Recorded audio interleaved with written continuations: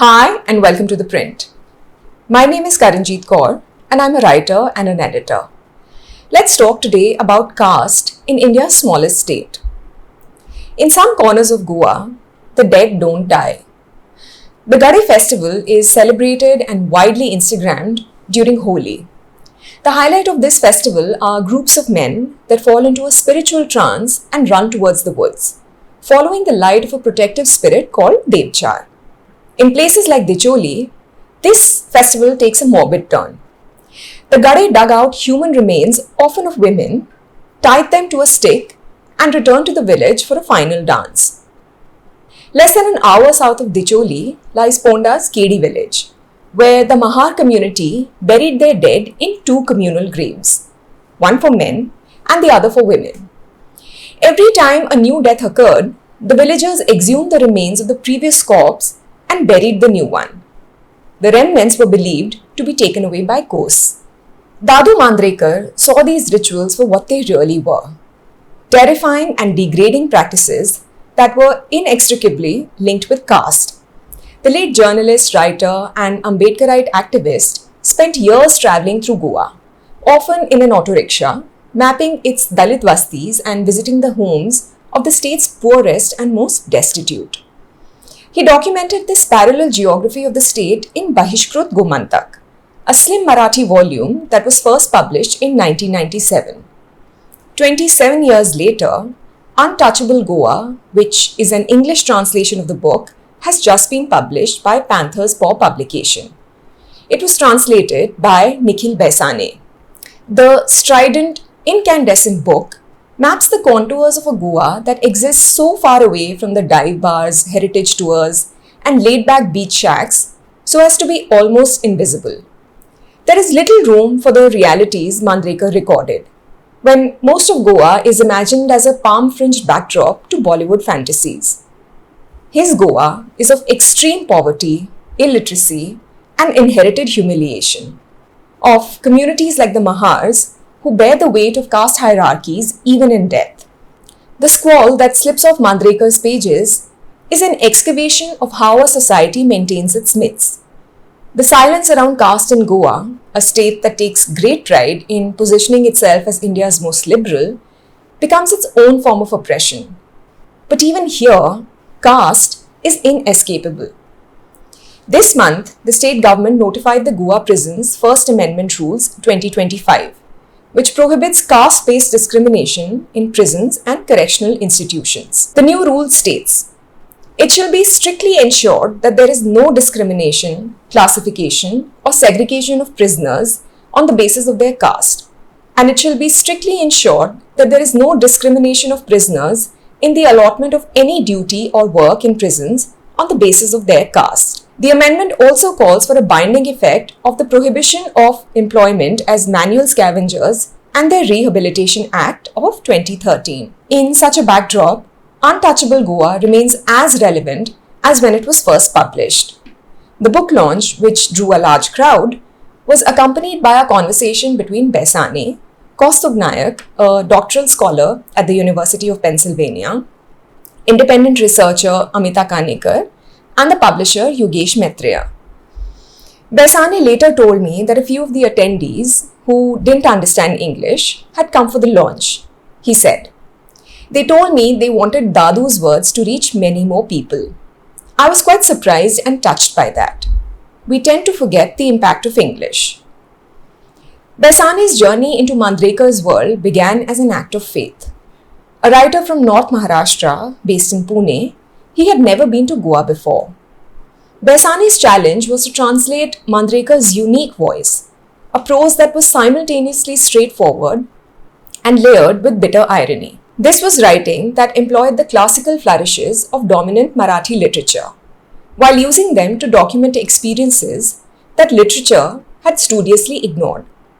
Besane explained, Dadu describes the beauty of the river like a mother, but in the next paragraph, he describes the pain of marginalized people. It has a very hard-hitting effect.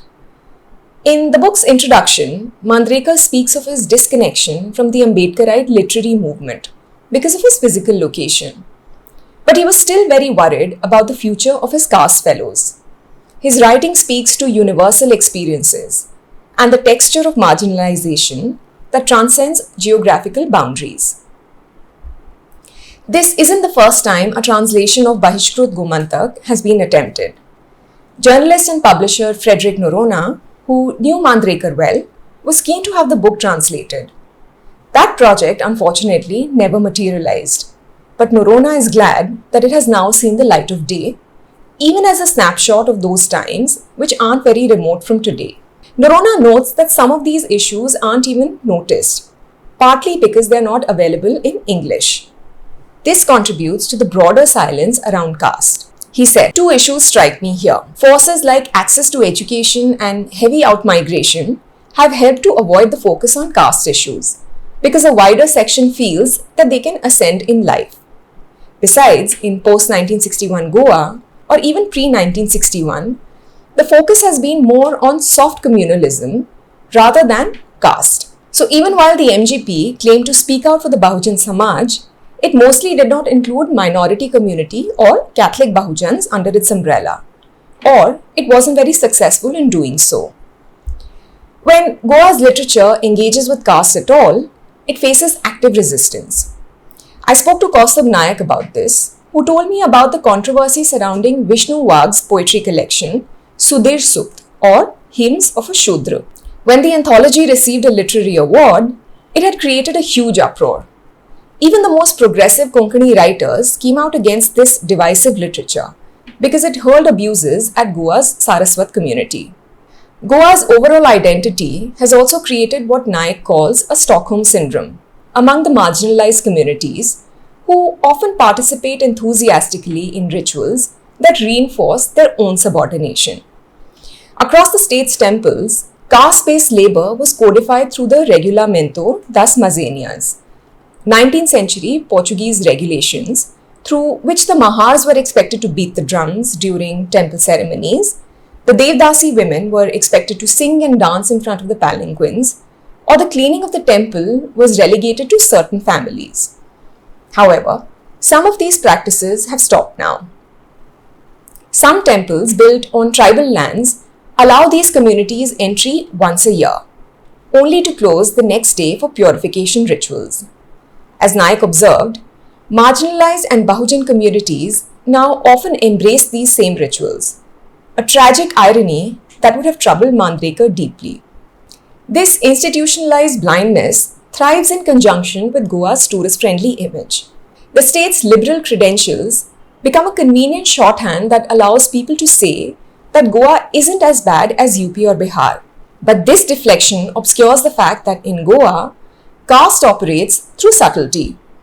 Nayak told me, the moment you start analyzing Goa's landholding, control over temples, and cultural dominance, things start becoming clear. The most sought after culinary experience in Goa is the so-called Saraswat Thali.